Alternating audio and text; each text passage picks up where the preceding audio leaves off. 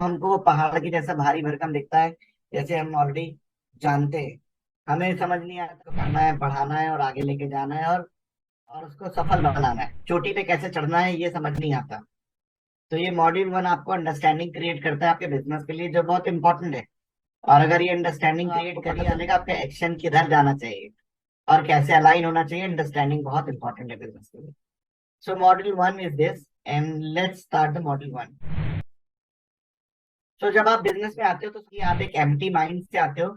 आपके पहले कुछ ड्रीम्स होते हैं जो आप देखते हो कि हमें बिजनेस से ये करना है, अपने अचीव करना है। आपका एक विजन भी होता है कि बिजनेस में हमें कहाँ तक जाना है, और आपके पास एक पैशन भी होता है। तो अगर ये तीनों चीजें, तो पहले इसमें देखिए कि कहाँ पर किस वजह से मिसिंग पार्ट है, और जिससे आप बिजनेस बिल्ड कर लो। बिजनेस बिल्ड करने के लिए तीन चीज बहुत इंपॉर्टेंट है आपके अंदर होना। आपके अंदर एक सपना होना, आपके पास एक विजन होना, और आपका एक पैशन होना। क्योंकि पैशन आपको फिर रातों को सोने नहीं देता, विजन आपको दूर तक देखने के लिए मदद करता है, और सपना आपको पूरा करने से क्या हासिल होगा जिंदगी में वो क्लैरिटी देता है। So is it clear to everybody? I'm not able to see you guys. The qualities must to be inbuilt in yourself first. Then you able to proceed. तब आप आगे बिजनेस में जा पाएंगे। ठीक है। तो सबसे सबसे इम्पोर्टेंट चीज जो है आने वाला हूँ इस बिजनेस में, जो कई बार लोगों को अभी इमीडिएटली आज समझ नहीं आएगी, और वो कहलाती काउंटर इंट्यूटिव। काउंटर इंट्यूटिव का मतलब क्या होता है कि अभी आपके दिल में दो चीजें हैं। एक चीज होती है फीलिंग्स और एक चीज होती है फैक्ट।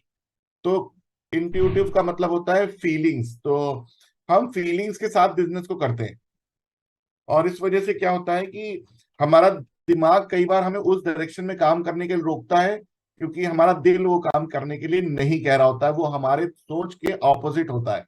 और इस वजह से हमें बिजनेस में मुश्किल होती है।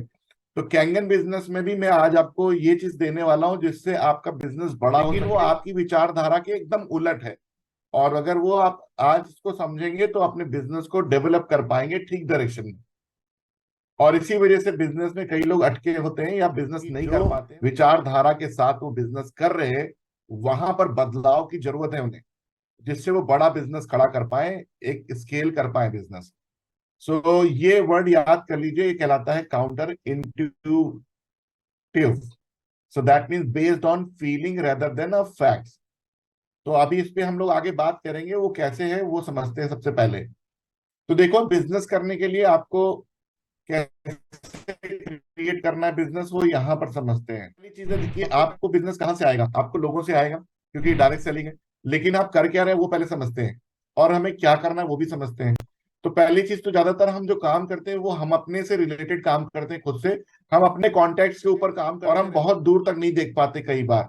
लेकिन जो डायरेक्ट सेलिंग बिजनेस होता है वो आपके पर्सनल कॉन्टेक्ट्स के ऊपर काम करने के लिए नहीं बना है। यस, आप एक सर्टेन टाइम तक अपने कॉन्टेक्ट्स पे काम करेंगे, जब तक आपकी खुद की टीम बिल्ड नहीं होगी। लेकिन उसके बाद आपको और आगे ट्रैवल करना है, और कई बार आपको ट्रैवल करने के लिए आपके प्रॉस्पेक्ट तक जाने के लिए एक लंबा सफर तय करना है। सो आप देख रहे हैं यहाँ पे लिखा है travel as far as your prospect. तो हम लोग कई बार उतनी दूर देख ही नहीं पाते हैं। हम लोग इस इंसान को देख पाते हैं, लेकिन उसके आगे की दुनिया नहीं देख पाते।